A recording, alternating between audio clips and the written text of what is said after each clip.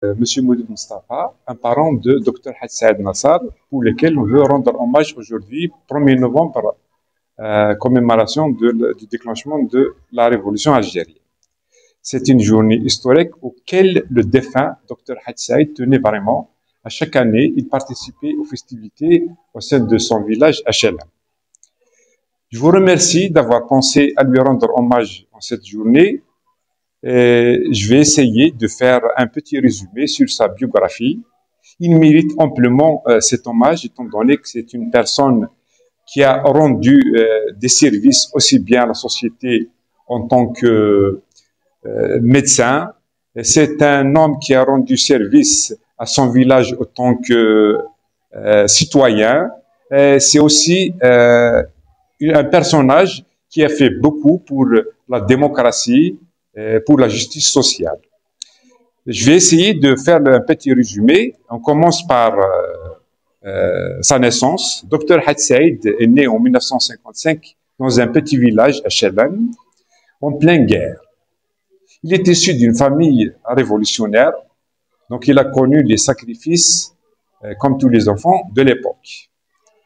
Tardivement, il a été scolarisé après l'indépendance, étant donné qu'il n'y avait pas d'école, dans le village HLM. Quelques années après, son père décida de l'emmener avec son frère à Alger. Avant d'habiter dans leur appartement, leur logement, il habitait dans un hôtel, l'hôtel de ses parents.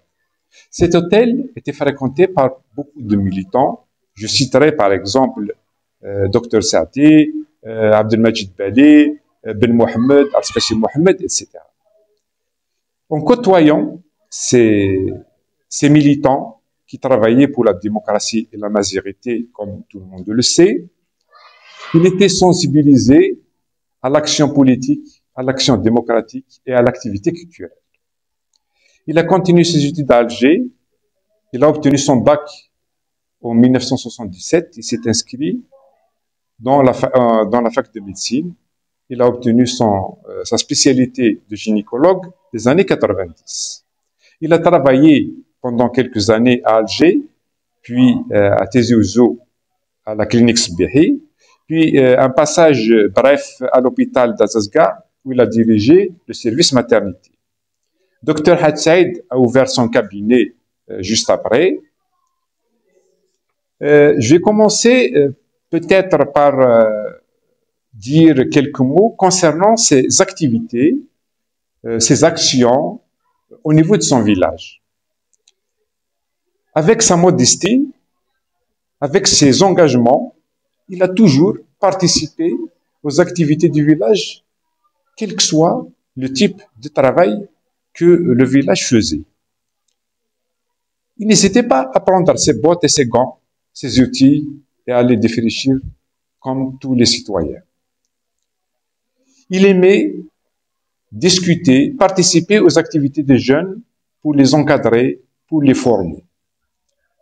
Il faisait partie des premières équipes ou des premiers groupes qui ont joué les premières pièces théâtrales durant les années 70. Rappelons qu'au niveau de ce petit village HLM, le théâtre est connu déjà en 1969.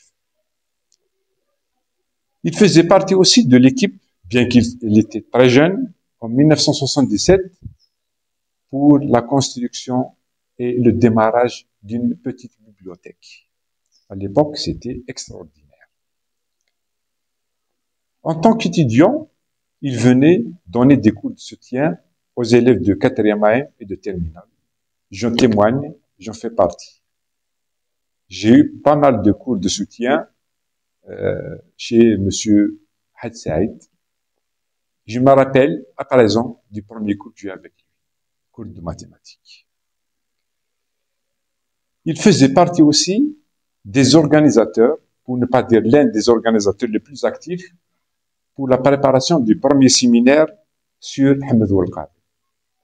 Ça lui tenait vraiment à cœur, parce que l'objectif fixé à l'époque, c'est donner un signal d'alarme, de faire un appel aux spécialistes, aux historiens, de tourner un peu vers cette période cachée, cette période peut-être sombre de l'histoire de notre pays.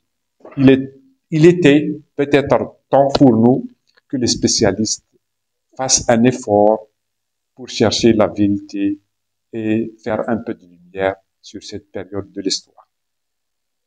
Il était fier. Il se revendiquait toujours de cette lignée des Tatarquari et descendants du fondateur Ahmed Walqawi. Comme il était fier aussi d'appartenir à une famille révolutionnaire qui a donné 29 martyrs pour un village qui comptait seulement 300 personnes en 1960. Pratiquement 10% de la population a donné son sang et sa vie pour l'indépendance de l'Algérie. Il a aussi participé activement à la grande cérémonie organisée par le village pour l'inauguration de la stèle des Chouhada en 1995. Rappelons-le qu'en 1995, il était très difficile d'organiser dans notre région une fête, une cérémonie aussi grandiose. Il y avait plein d'expositions, plein d'activités culturelles, sportives, des conférences, etc. Il y avait des délégations officielles dirigées par l'Ouali. Et à la fin, il y avait une conférence suivie d'une table ronde sur la révolution algérienne en général, pas seulement ce qu'a donné les sacrifices du village. Par la suite, il a participé à la construction de la vie culturelle au niveau du village. Il a donné pas mal de conférences. Il a commencé à la sensibilisation sur le plan médical. Je rappelle que la première conférence qu'il a donnée, c'est sur la contraception. Vous amenez la sensibilisation des gens. À l'époque, il n'y avait pas de médias, il n'y avait pas de moyens pour faire passer un message aux gens du village qui étaient loin de la ville, de l'école, etc. Comme il était passionné de l'histoire, il s'est intéressé à la guerre de l'Algérie. Il s'est documenté. Il a donné plusieurs conférences dans les principales. Une conférence sur Abban Arman, une conférence sur le colonel Amiroche. Et par la suite, il a donné une conférence sur les bandits d'honneur. Un de ses cousins, qui s'appelait Amran Hadjamar, en faisait partie. Il était déporté à Cayenne. Il a fait des recherches et il a fait une conférence, pas seulement une conférence, plusieurs conférences sur ce personnage. Il est aussi, comme je le disais tout à l'heure, passionné non pas seulement de l'histoire concernant la guerre de l'Algérie, mais aussi de l'histoire ancestrale, donc de l'histoire surtout de la période ottomane où le royaume de Koukou était né. Donc le royaume de Koukou a commencé vers les environs de 1509-1610 jusqu'à 1700 et Ahmed Walqawi a fait un passage en tant que roi d'Alger vers 1520, 1527. D'après certains historiens, donc ça a duré 2 ans, 3 ans, jusqu'à 7 ans. Mais le fait y est, c'est qu'il est passé roi d'Alger pendant une certaine période. Docteur Nassar le rappelait souvent pour que les historiens puissent fouiner, puissent chercher pour que la vérité soit transmise à cette génération, cette nouvelle génération qui n'a pas cette culture de l'histoire. Voilà un peu sur l'histoire des Al-Khouawé. Et il faut aussi dire que Dr Had Saïd faisait partie du comité de village à plusieurs fois. Donc, en tant que membre du comité, il se déplaçait, il se donnait à fond, il organisait des réunions, il écrivait des rapports il veillait, il suivait les travaux, etc. Il était derrière de pas mal de projets réalisés au niveau du village. Même s'il n'est pas membre du comité, il n'a jamais tourné le dos à son village. À chaque fois qu'on faisait appel à lui, il leur répondait toujours par exemple. Les jeunes le sollicitaient souvent. Il a toujours répondu, par exemple, je rappelle que Dr Had Saïd a sponsorisé plusieurs tournois de ces jeunes, tournois de football. Il les aidait, non pas matériellement seulement, il était toujours avec eux, il se déplaçait avec eux, il les soignait. Et c'est pour ça, je disais tout à l'heure, ça a ébranlé, ça a fait bouger, ça a créé une émotion de tristesse en apprenant sa mort subite. Un petit mot sur la mort de Dr Hadj Saïd, qui Dieu ait son âme. Et il se préparait, comme il était passionné de la chasse, à partir à la chasse. Ses camarades, ses amis l'appelaient, il n'y avait pas de réponse. Ils ont dû entrer par la porte-fenêtre, ils l'ont trouvé allongé sur le canapé. Il a été terrassé par un AVC.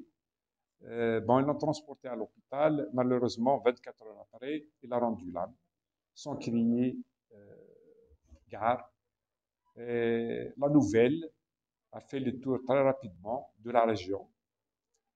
Ça a été une nouvelle triste, une nouvelle qui a fait bouger les cœurs, parce que ces jeunes, ces vieux, le connaissaient autant que personne modeste, simple, autant qu'une personne qui vit avec eux. Il n'a jamais tourné le dos aux petits gens, comme on disait.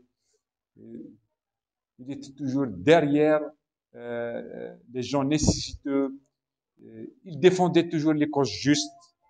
Il défendait toujours avec conviction, avec courage ses idées, à savoir la démocratie et la justice sociale. Il est connu pour son verbe facile.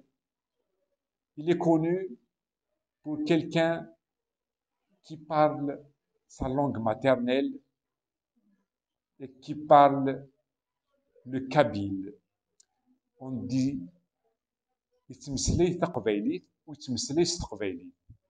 il parle le kabyle parce qu'il tenait aux traditions, il tenait à la culture. On utilisait un mot, un kabyle, donc il donne de l'importance à ce qu'il dit. C'est pour ça que tout le monde garde de lui une personne modeste, mais une personnalité qui a marqué l'histoire. Militant, il a participé activement en tant qu'étudiant à Alger au moment de 80 pour la démocratie et la mazirité.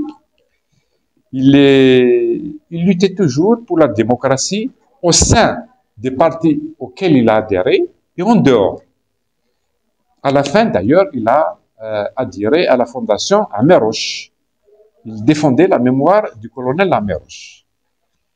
Et il a fait un passage, un mandat, au niveau de l'API de Tizi Ouzou, et ses collègues peuvent en témoigner. Donc, il a fait un travail avec conviction. Donc, il travaille sans relâche.